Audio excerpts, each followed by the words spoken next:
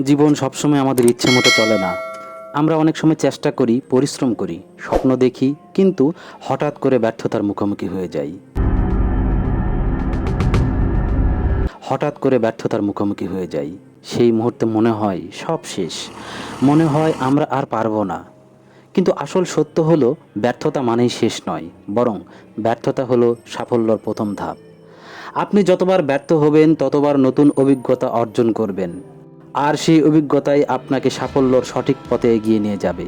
ভেবে দেখুন, Albert Einstein স্কুলে ভালো ছাত্র ছিলেন না, তবুও তিনি একদিন বিশ্বের সবচেয়ে বড় বিজ্ঞানী হয়ে উঠেছিলেন।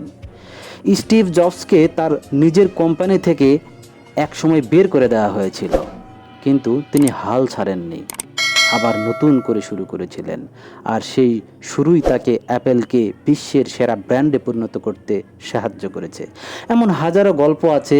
প্রত্যেক সফল মানুষের জীবনে ব্যর্থতা এসেছে, কিন্তু তাদের সফল করেছে একটাই জিনিস, তারা হাল ছাড়েনি।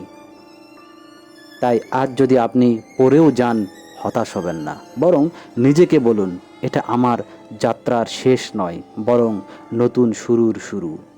মনে রাখবেন, অন্ধকার রাত যত দীর্ঘ হয়, সূর্যের আলো তত উজ্জ্বলভাবে আসে।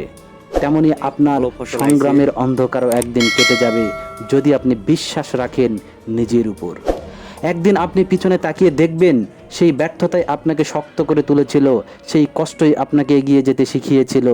তাই আজ থেকেই প্রতিজ্ঞা করুন, আমি হাল ছাড়ব না, আমি চেষ্টা চালিয়ে যাব, যতদিন না আমি আমার লক্ষ্যে ছুঁতে পারি। কারণ সাফল্য কোনো একদিনের ফল নয়, এটা হলো প্রতিদিনের ছোট ছোট চেষ্টার যোগফল।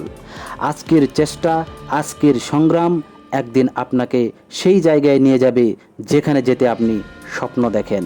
সুতরাং ব্যর্থতাকে ভয় নয়, বরং তাকে বরণ করে নিন, কারণ আপনার প্রতিটি ব্যর্থতা আপনাকে সাফল্যর আরও এক ধাপ কাছে নিয়ে যাচ্ছে।